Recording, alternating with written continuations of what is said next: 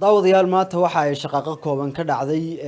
degmada Ceelaf Weyn oo ka tirsan gobolka Sanaag waxaana shaqaqadaasi ka hadlay qaar ka mid ah xildhibaanada ka soo jeeda gobolka Sanaag haddaba waxa stuudiyaha Horyaalka magaalada Hargeysa ay la sugan Mustafa Aadan oo ku magac dheer wada arrin sidoo kalena ah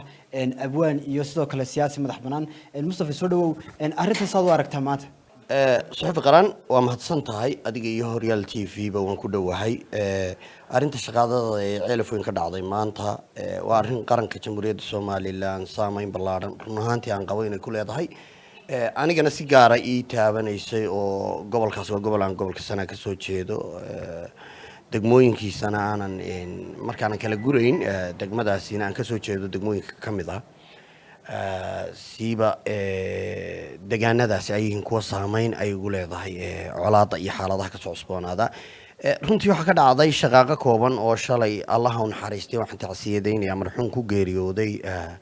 gacanta ciidamadeena qaranka oo hawlgal ay ku kulmeen tacsiban tiiraan yale baan runtii ka dirayaa inta waxa ii dheer maanta arinta Ceelaf Weyn waxa ka dhacday arin fool xun oo aan u digmin ama u qalmin arintii meesha ka dhacday oo ahayd runtii mudaharaadkaas oo aad moodeysay in lagu muujinayo calanka Soomaaliya wax la mid ah dadku xaq bay u leeyihiin wax tawdaan inay wax sheegaan calanka Soomaaliya la soo baxay calanka Soomaaliya meesha ka muuqday federaal baa laga dhawaaqay madaxdii baa taageertay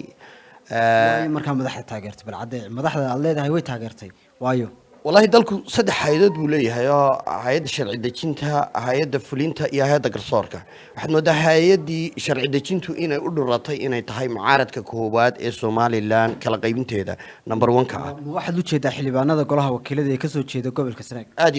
xildhibaanadu waa waxa koobaad ee ka qayb qaatay oo aan ilaa iyo haddana talaabo gudoomiyaha baarlamaanka iyo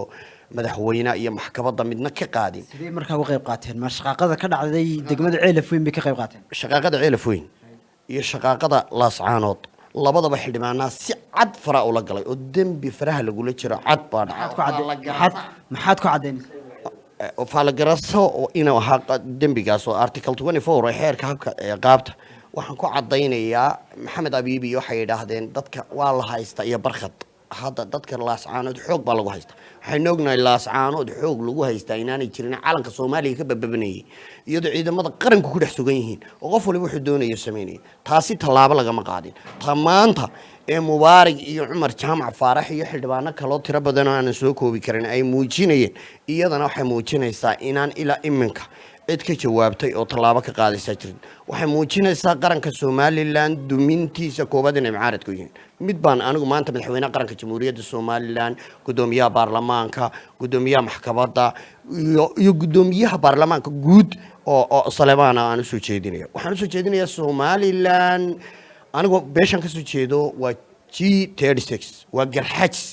5,000 oo inan oo dhalinyaro ay hooyooyinkood iyo waayeelka iyagiiba waxay u dhinteen calanka Soomaaliland